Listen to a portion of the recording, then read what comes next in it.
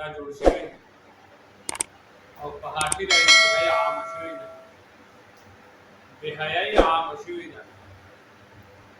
الله جل شانه فرمایي ان الذين يحبون ان تشيع الفاحشه في الذين امنوا لهم عذاب في الدنيا والآخرة. هغه کسان چې هغه دا غواړي چې په حاشیه عام کې په ایمان والا وکړي، نو د دوی دپاره په دنیا او په آخرت کې عذاب دی. نو چې کوم خلک په مسلمانانو کې فحاشیې خورول غواړي، الله جل شانه فرمایي چې ولې د دوی دپاره په دنیا او په آخرت په دواړو کې عذاب دی. ځینې ګناهونه داسې چې د هغې عذاب دا په آخرت کې او د فحاشي بېحیایي او داسې عمل دی الله فرمایي چې لهم عذاب فی الدنیا والآخره، چې د دې سزا او د دې عذاب دا په دنیا او په آخرت په دواړو کې دی. او الله جل شانه فرمایي پیغمبر ته یې ټول ووایه قل انما حرم ربي الفواحش، زما رب بېحیایي فحاشي دا حرامه کړي. والله جل شانه فرمایي ولا تقربوا الزنا، زنا ته نږدې کېږئ هم نه. نږدېکت د زنا څه دی؟ د بېحیایۍ خبرې کول، فحش ګو کول او د انسان د عورت اندامونه یادول. د هغه اندامونه چې د انسان دپاره هغه پرده ده، عورت دی، دا یادول. دا هم زنا ته نږدېکت دی او زنا کول دا حرام دی. نبی کریم صلی الله علیه وسلم فرمایي چې کله انسان حیا نه کوي، اذا لم تستحي فاصنع ما شئت، کله چې ته حیا نه کوي نو بیا چې دې څه خوښوي ته کولی شي.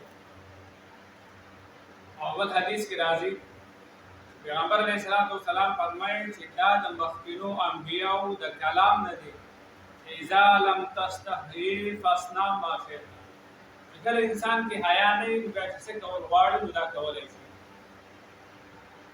او کله چې د انسان د دې سترګو نه د حیا، د غیرت او د عزت دا اوبه ختمې شي نو دا بیا چې څه هم کول غواړي کولی شي.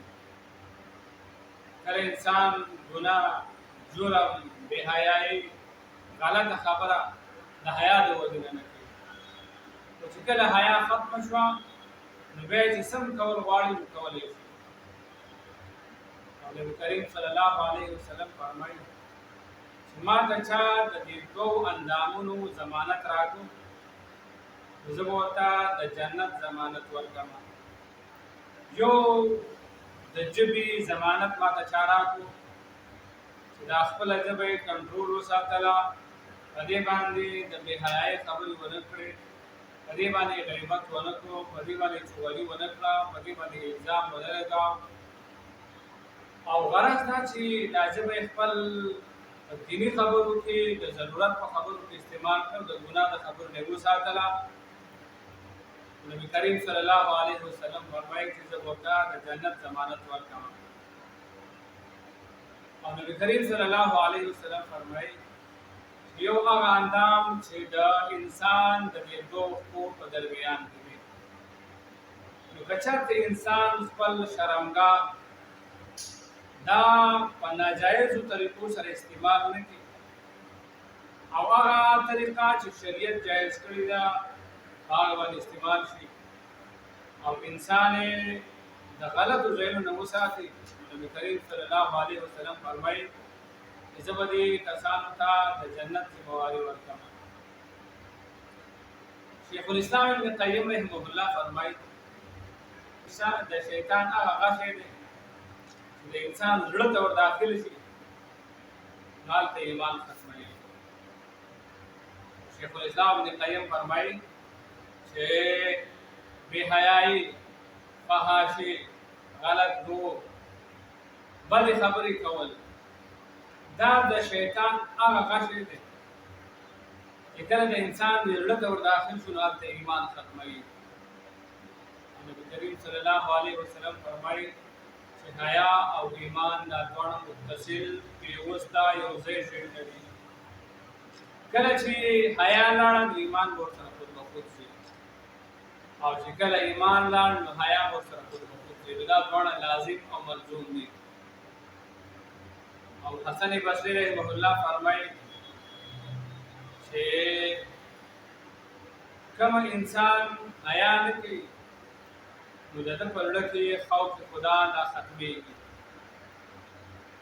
چې د انسان د زړه نه خوف خدا ووتو، د ده په زړه کې د الله یاره ختمه شوه، نو دا بیا په ګناه باندې، په جرم باندې، په قتل باندې، په ډاکه باندې او په سودخورۍ باندې، په ظلم باندې، په کرپشن باندې دا بیا ناراسته نه کوي. انسان چې ځان د ګناه نه ساتي، خو په دې وجې ساتي چې د الله نه یېرېږي او الله زما سره حساب کتاب کوي. نو چې کله د انسان د زړه نه دا یاره ختمه شوه نو دا